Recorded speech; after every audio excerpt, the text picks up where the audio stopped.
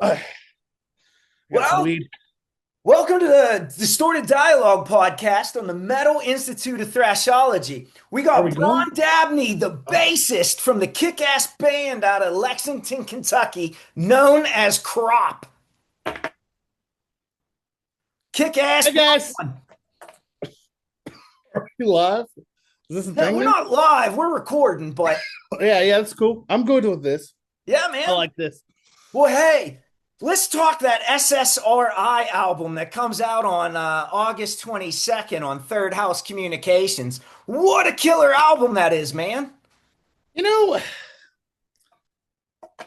I'm glad you think so. I'm really appreciative, and we put a lot of work into this thing. Like we put a whole lot of work into it. I personally feel like this album is probably some of the best bass work I've ever done, and not like show off, like oh, play the bass, like cohesive songwriting, parts that flow, parts that go in and out of guitar stuff. Like, man, I'm really proud of it. Like, I'm really like I'm super proud of what we're gonna be able to give to people that comes out on August 22nd, and we got a single out, so like it's You have been two singles off of this one because I guess 1056 was a little So the thing earlier. about 1056 is like the version that people can hear now is not the album version. Okay. We completely re-recorded 1056. Okay, so I have to go back and listen to the single then. So yeah, like I personally me and Jason Groves kind of we've talked back, and Jason Groves is the guy that recorded, mixed, mastered, produced the album for us. Sure. I Sneak Attack Recording. He's also worked with bands like Hermano, Luna Soul. The new Luna Soul stuff has come out. A ton of other great bands. He was also in a band called Super Fuzz back in like the 90s, early I 2000s. remember them. Yeah, and he's like OG like dude.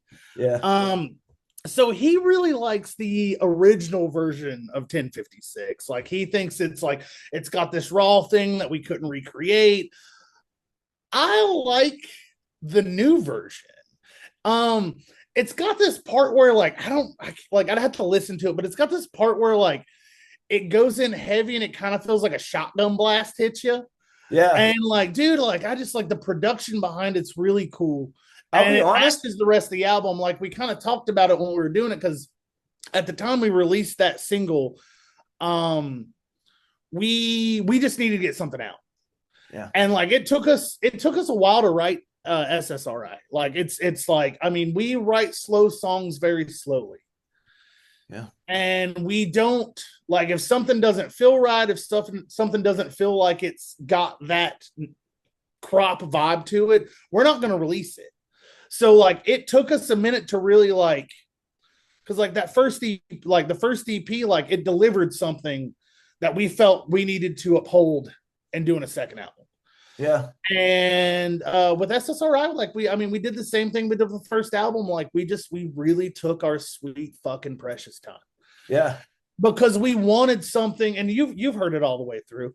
Like, I mean, you've heard all the like, oh, oh man, you're the first person I've got to talk to about this. So like I get to say shit I've never said to people before. This I'm is so awesome. excited, dude. Um You can so ask like Tom because I was so stoked to talk to you.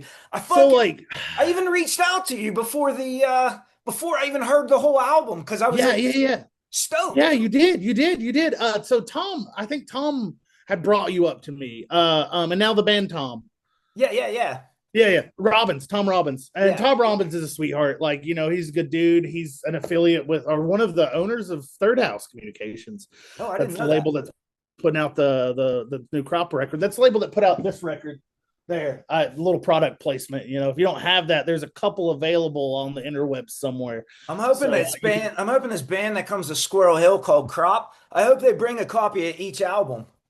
you know what? I will make sure that I have you a copy. Okay. I I If think not, we're getting you know what? When I we're getting hang the up with test you, presses back next weekend. I want to say next weekend we get the test presses back. So once we get those, we're only a couple weeks out from getting the records. okay.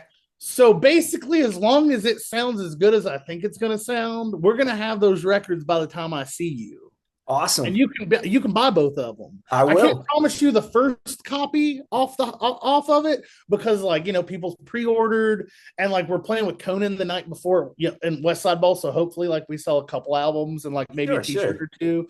But dude, I'm always stoked to play Pittsburgh. Yeah.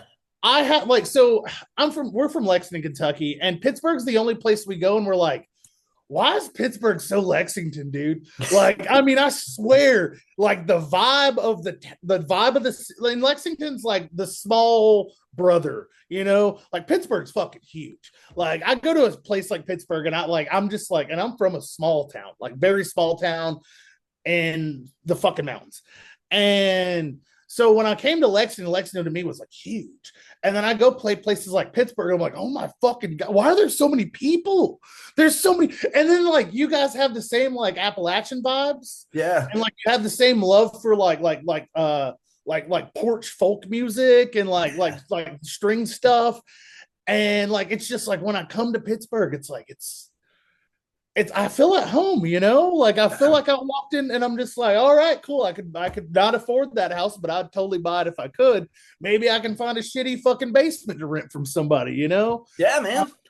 But in Squirrel Hill, we've only ever played Squirrel Hill in Pittsburgh. Okay. And our buddy Chad, he does Riff Zealot. Okay.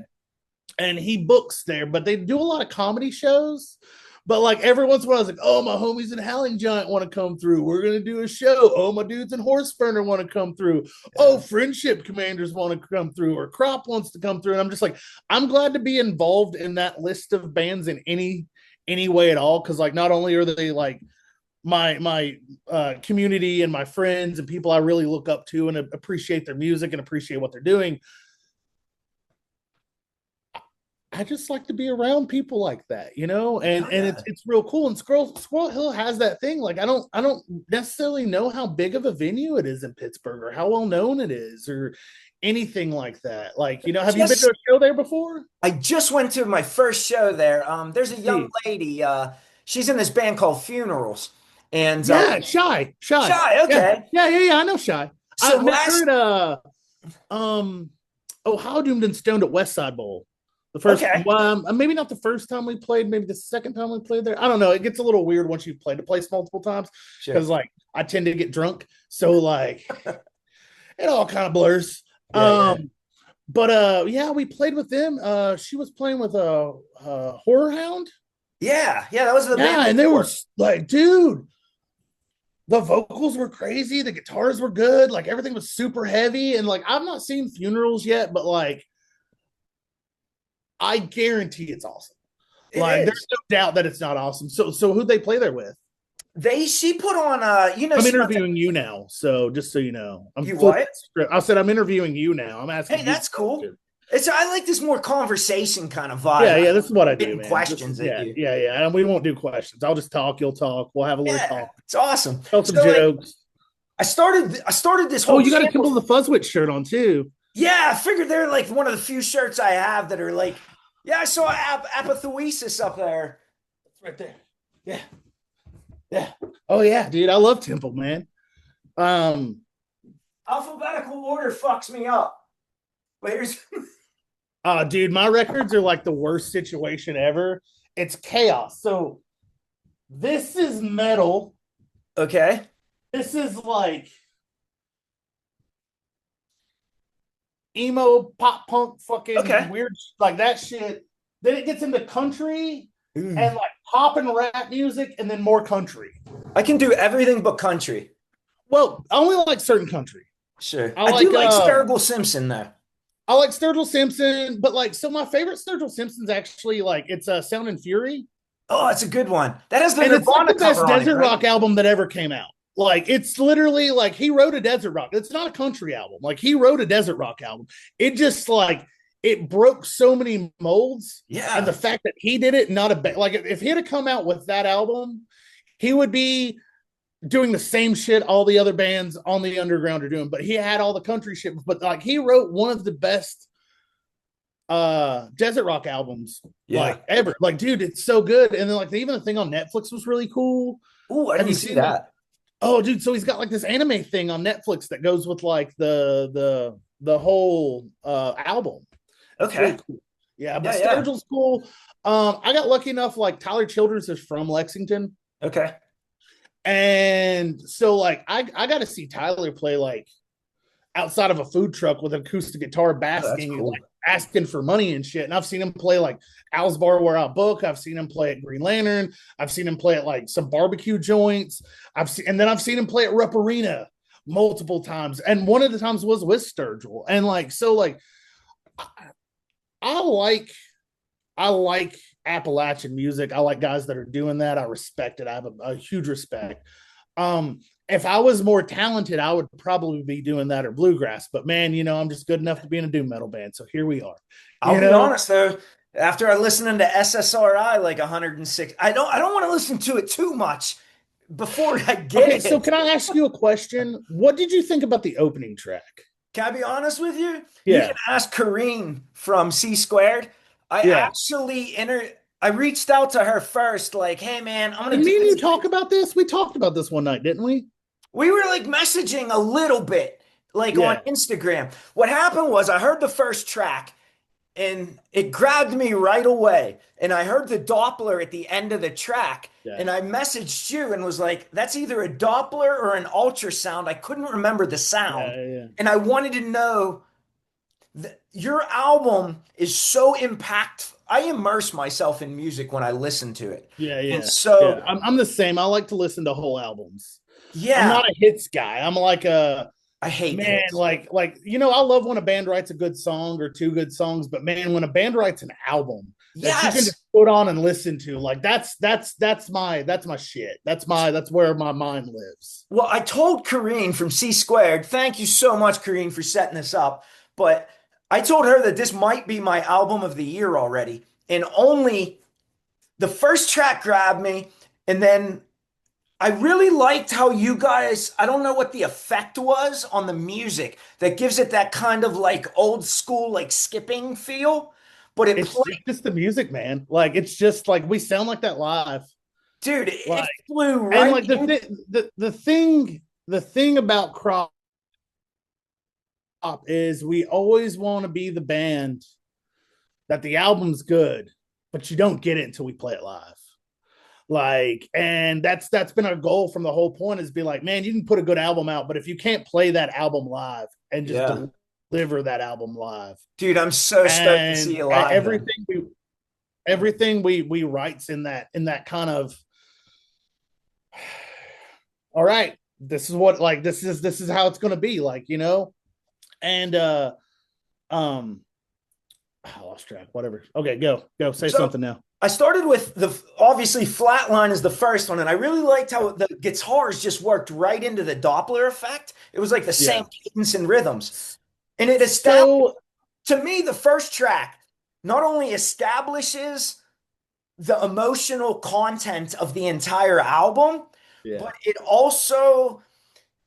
it sets the tone and the mood, but you can see the progression throughout every track. Like every yeah. track brings pieces of that into it. Yeah, so that flatline it's interesting because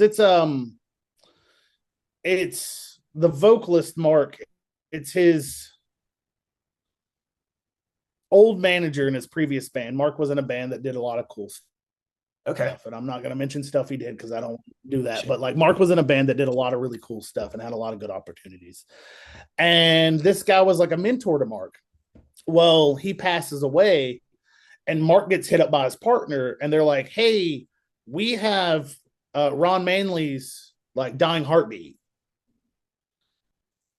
Could you guys use that?" And she knew we were doing an album. She's like, "Could you guys find a way to pay tribute to him?" So Mark approached us, and we're just like, "All right, we'll work it in. We'll figure it out." And I listened to it, and I'm like, "That's an intro." I was like, "Dude, I got an idea. We can like fuck with some effects. We can make this like this just wave of sound." And then we have that in, and then we have that flat line at the end. So we actually played with my bass tones going into Formaldehyde to match the tonal quality of the flat line to the distortion going into that track. So when you hear it on the album, it should just roll right into it. That's what I'm saying. Like, and you can tell that it was really thought out because it's fucking spot on. It's not like you shot at it and missed, like you hit it. Yeah. But like it rolls right into it. So like I have like notes written. I never write notes for bands because I'm always like, yeah, it's 2-3 songs. I'm good. But like, dude, it goes right into Formaldehyde. The lyrics are so strong. It's just, man, it's just a killer album. I can go on for an hour about each track. I mean, say what you got to say.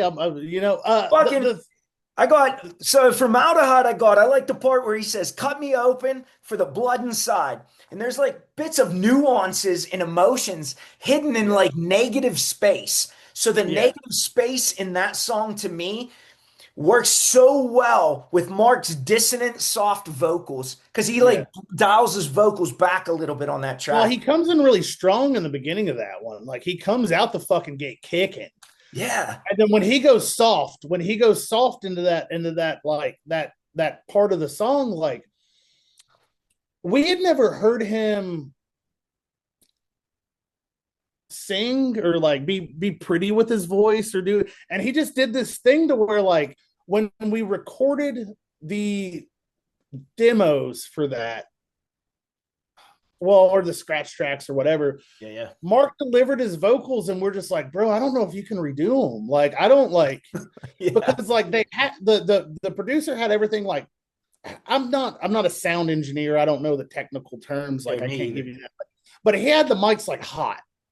He had them real hot so Mark could scream and like it would do this thing. So when he went into that soft part and it just like rasps and crackles the mic, like I was just like, bro, I don't know if we can, I don't know if we should touch that. Like that's like I think that's the take, dude. And he's like, no, I can do it better. And I'm like, I don't know, like you can do it better, but like that might be the take, man. Like that's like that's some raw shit right there, dude. Like, and his vocal tone, like I don't mean this in an ignorant way, but he has like a Zetro from Exodus, like that gravelly, scratchy sound. It's not a scream.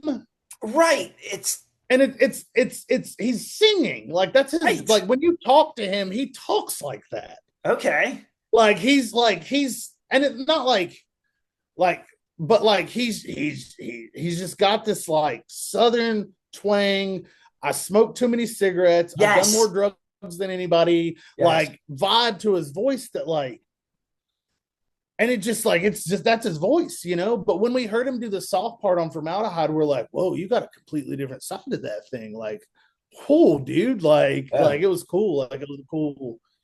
I really like I don't want to be, I don't mean any disrespect, but like his vocals aren't like he's not a Dean Martin, you know what I mean, or like a Frank Sinatra. So but okay, so go listen to Hot Legs by Rod Stewart and then revisit what you think about Mark on vocals. So wait a second, I'll give him that he does sound like Rod Stewart in that it's stupid. It's stupid. Well, and it's not like we're not playing Rod Stewart, but like he doesn't have that smooth as butter like Shannon Hoon thing going on. Yeah. He's got like a lot of like a Janis Joplin vibe at the same time. So when you said Janis Joplin, there's a little Axl Rose in there, but like it's not enough to piss you off, but it's enough to be like, man. And then like even like throwbacks, like some of his lyrics, like even like an older song, Rotten, like the lyrics Rotten has the best fucking lyrics you guys have. Rotten can't stand the smell, loving you's killing myself. That's a Motley Crue lyric they wish they wrote. Yeah. Like, and I'm gonna say that right now. Like, Motley Crue wishes they wrote that shit. Like, it's just like, but like Mark's got this, and Mark does all the lyrics. Like, you know, Okay. he's like Zach comes in and Zach's got some riffs, and him and Andrew, the drummer, they flush out the bass of like what the song's gonna be, and then Mark comes in and turns it into a song. Yeah. And then I just write some bass lines to it, you know, like I try to lay back, I let the song breathe, I don't try to overcomplicate things. And you know, it's one of those things that's kind of cool because a lot of bands I've been in, like I had to fill all this space, and there's times with Crop I just don't fucking play because it sounds better. So I just walk back, I crack open a beer, I drink it while they're playing those parts, and I come back in and we go with it. You And make it it's sound like when I was writing all these notes and listening to the album, you make it sound like you guys just really easily did this. But it's almost like every note on this album was like with like tweezers placed so delicately. Like this album is just yeah. so good. And like Mark's voice, while it's not that smooth as silk butter, I don't think this record would sound as good with anybody else on vocals. Like No, his oh, definitely voice was not. meant for this. I would say that anything Crop's done, if it wasn't the four of us, it wouldn't be that sound. Yeah, great chemistry. Like me and the drummer have been playing together for like 15 years, and he's just my drummer, and he's so open the way he plays. He's not one of those rigid hi-hat like drummers. He's like very, and I had to learn to play bass with a drummer like that. So now that I play with a drummer like that, like I have a hard time playing bass with anybody else, because like he has all this movement, and I like, it's not just like, oh, stick the kick. Like he does all this tom work that I'm able to play off of, and he does all this other rhythmic stuff that I'm able to like kind of like groove with him and like stay in that pocket, like to make it flow, you know. But like even like you know, a different guitarist, it wouldn't be the same. A different vocalist, it wouldn't be the same. A different bass player, different drummer. Like it's just like the four of us and our connection together is like, I mean, it's a brotherhood, dude. Like, I mean, we're mean to each other when we have to be. We're nice to each other when we have to be. If we go out for some days and somebody's being a dick, like it's called out. Like we don't hold back because we don't want to hold back. You know, we're not holding back in the music. We're who we are, and we're who we are together, and it's made us tighter that way. And it comes not out having to feel like you're walking on eggshells.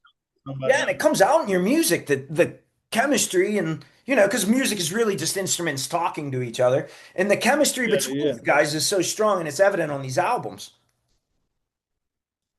Great shit, man. Oh man, I like it, dude. I mean, I've asked you about all the song titles. You want to know about the song titles? Yeah. So okay, Flatline to me seemed kind of obvious, you know, I got that. But then the next one was like Formaldehyde.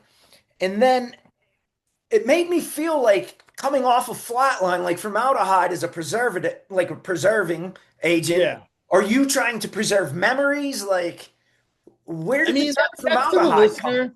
That's to the listener. The thing with Formaldehyde is like me and Mark were talking about like vocal delivery on stuff, and he was like, I want to do this kind of idea, and I was like, that's cool. And he had part of the line, and he had another part of the line, and I was like sitting there thinking about it, and I was just like, dude, what if you just said Formaldehyde? I was like, it's the same syllables, it's the same vibe, and he did it, and he's like, oh, that's it. Like, that's it. And like Mark writes everything. But like every once in a while, I've got like a tidbit that I'm just like, hey man, you should try this. And that's kind of how Formaldehyde came to be. And you know, we don't want to like over name our songs. Like the songs, like it's a theme within the song that we pull from, whether it's the word that said the most or it's the word that matters the most in the song. I think the only track would be the next one. Goddamn has nothing to do with the actual song. And when we wrote Goddamn, all of us, like after we played it the first few times and then we played it live, we all looked at each other like, God damn, dude, like fuck. And we're just like, that's the name of the song. It's just like, it's there. Like that's it, dude. Like it is like we all had the same feeling as soon as we played it together and it all locked in. We're just like, God damn, dude, like fuck. Like it felt right, you know, it felt. And that song was that song pulled a lot from like our Soundgarden influences and like Alice in Chain influences. And like with this album, like the first album, like we didn't know we were going to be a doom band. Like we were just like a heavy rock band. We weren't trying to pigeonhole ourselves or write anything for anyone. We just wanted to write songs for ourselves. And with this one, we're doing the same thing, but we're like, okay, we like all this other music. let's not play the same Sabbath riff. Like, let's do something different. Like, let's approach it different than a lot of other people might be thinking about the genre right now that we found ourselves in. And so we're just like fuck, dude, Soundgarden fucks, like Alice in Chains fucks, like all these other bands, like Slam, like even like, you know, going back into me talking about Mark sounds like Shannon Hoon, man. Blonde Melon's got some fucking riffs, dude. Like, and that wasn't even a band I was into until Mark came around. He's like, dude, have you listened to Blonde Melon? I'm like, nah, dude, fuck that, man. Oh, the rain, man, whatever. Little bumblebee girl, I don't give a shit. Nah, dude, they got some fucking bangers. Like, that was I bought 2 CDs. I bought Cypress Hill's Black Sunday and Blind Melon, the one with the B on the front. And those were my two first CDs I bought. Yeah.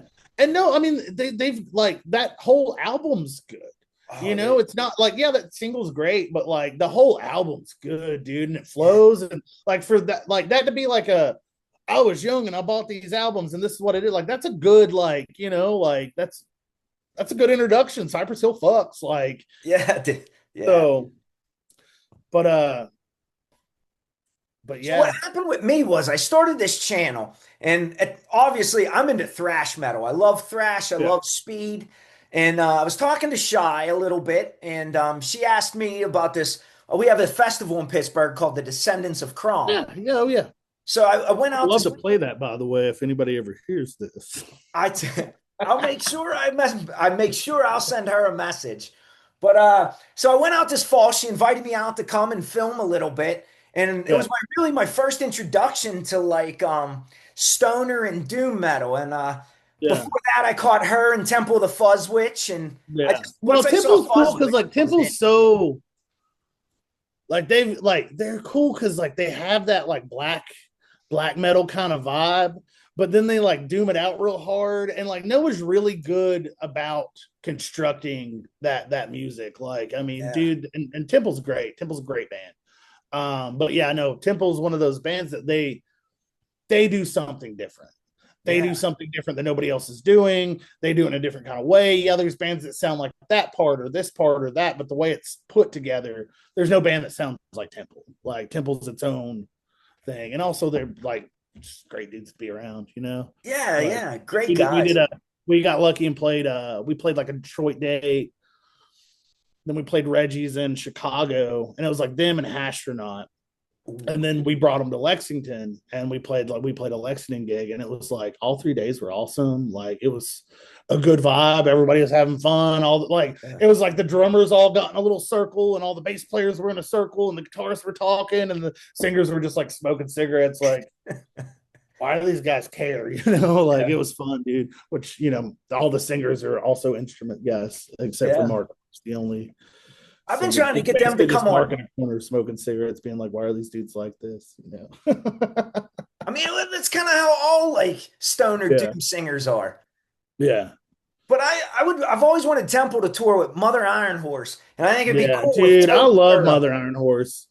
I book a thing in Lexington called Legalized Lex. Yeah.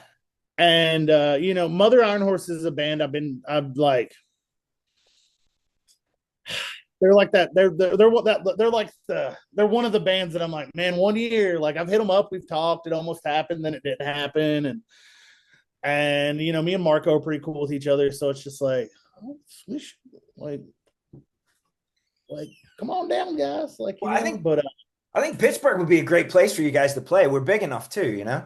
Bring them up. Oh, definitely. I mean, we can meet them halfway. Play Pittsburgh, you know. Hell yeah. In that area. Yeah, I think when we come to Pittsburgh, we're on our way to RPM Fest. Yeah. So we're doing West Side Bowl the night before, then we're doing Pittsburgh, and then like we're like in the burbs of Philly. Okay. At this place called Warehouse 3. And then we're playing RPM Fest, and we're playing at the Depot in Baltimore. Okay. And I'm pretty stoked about that run, man. Like it's gonna be cool. Like, you know, go out, meet some new friends, hang out with some old friends. Like, we've got a handful of homies in Pittsburgh that are just like wild dudes. Wild dudes. Like fucking Pittsburgh dudes drink. Like, love it.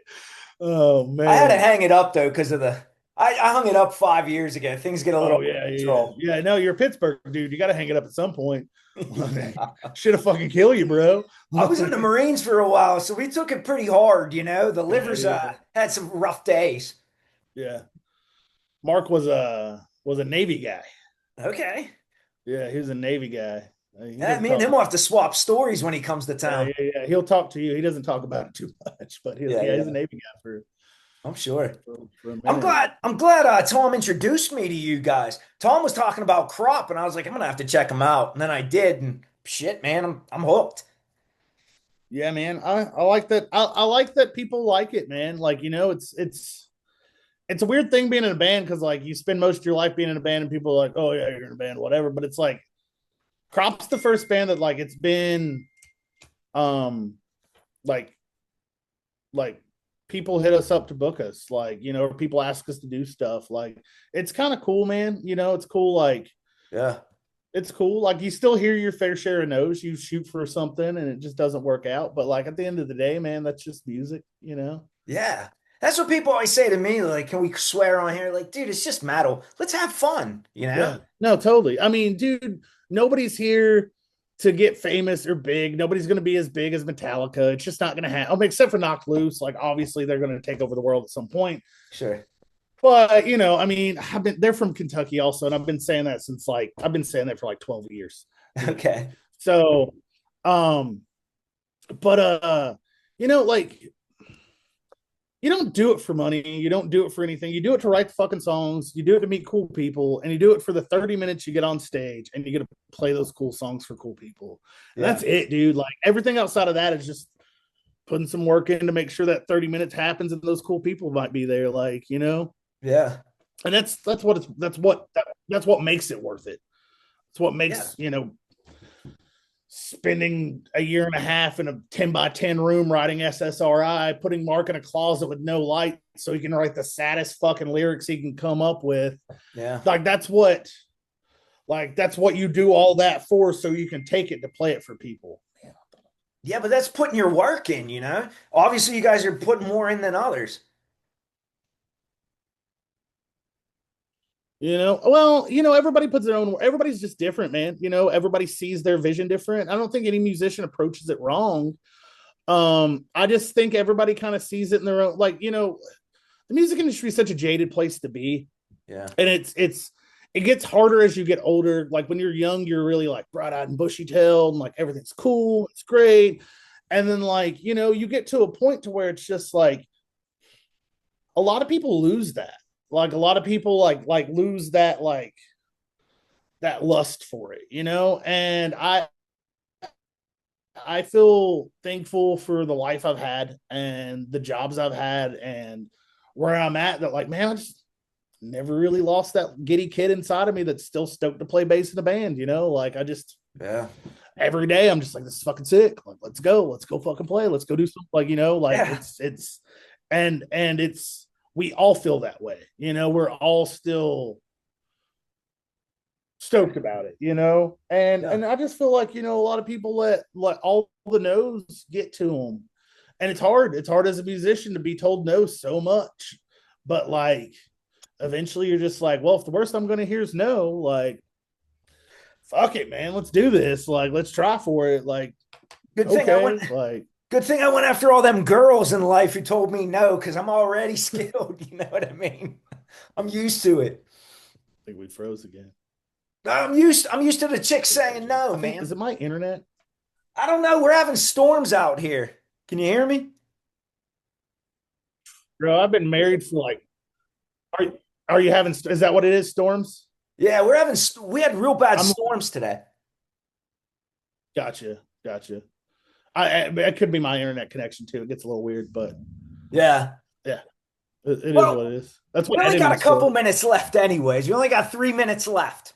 Oh shit. Okay. Well, So you hit me with some questions or something. I don't really have any. You answered kind of everything I wanted. Like I just want to know what's 1050. Where did the number 1056? Is it string gauge? No, 1056 is it's a like police code. Okay. And It's like drunken pedestrian potential suicide, Okay. and that's what the police code's for. And we were naming that song, and I think that was maybe Mark or Zach's idea.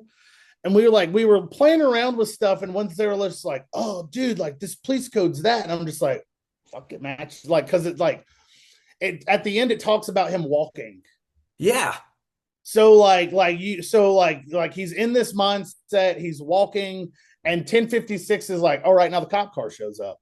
Like, like you got a drunk dude being Yeah. disorderly, you have no clue, like he's acting belligerently insane, he's just got off tour, and then that's the 1056 is that. Like that's the whole vibe of that is the 1056. That was the only one that didn't make sense to me because I was like, I kept thinking string gauge in my head. I Yeah, couldn't yeah, get yeah. past that. Yeah, that one was that one was one of those, like it's not said in the song, but it's the vibe of the song, Yeah. and Yeah. that's how that came to be. Same thing with "Goddamn," it Yeah. wasn't said in the song, but Man, just such a great album, dude. I'm really like fucking stoked I got to interview you guys and even hear the yeah, man, album. Well, if it wasn't for Tom, I never would have heard it. yeah, man. No, Tom's great, dude. I love Tom to death. Like he's such a good dude, So it's real and weird, like serendipitous how we met. We only got 2 minutes, so I'll rush. But he asked me, he reached out to me and was like, "Hey man, can I interview you?" So I was like, "Yeah, dude, let's go." So we interviewed, and then he came up here for a random carcass show. So I yeah, met him at the show, and that's how we met. And we yeah, started talking online, and next thing you know, I'm interviewing Crop. Let's fucking go. yeah, yeah. No, Tom's a good dude, and like he's just like he's been so helpful in the process of a lot of things, and he's another one of those dudes that's like never lost his genuine love for the music.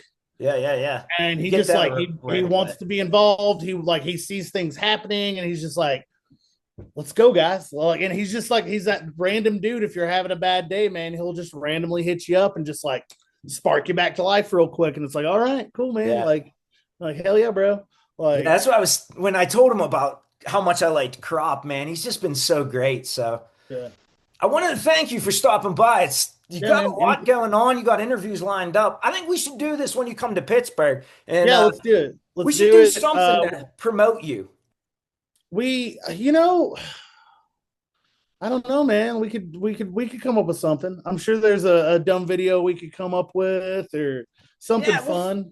maybe I'll take you guys out for pizza or some shit, and we'll figure something Dude, out. bro, we love pizza. We Pittsburgh has some of the best pizza.